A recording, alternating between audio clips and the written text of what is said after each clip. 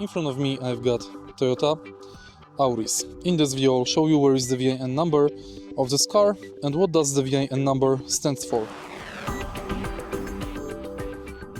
Vehicle identification number is a unique code assigned to every vehicle. It serves to identify vehicle history and equipment. The first VIN number you can locate in this car is behind driver's doors on the driver door jump. Second VIN number can be spotted on the front windshield. And the last VIN number is located under the passenger's seat, right here.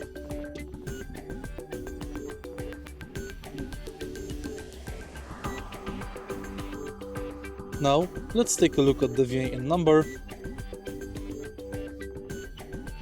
and decode it.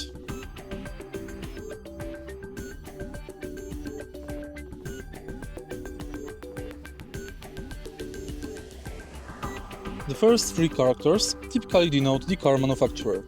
Characters from 4th to 9th or 10th position describe the model and type of vehicle. 10th character represents the vehicle production year.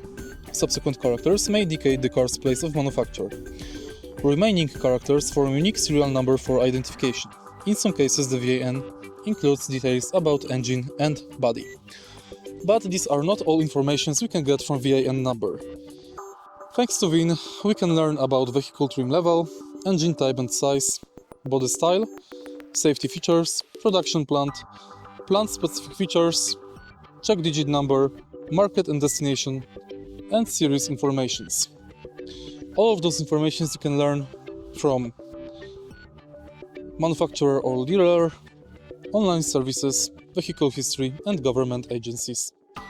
If you find this video helpful, please leave like, comment, and subscribe.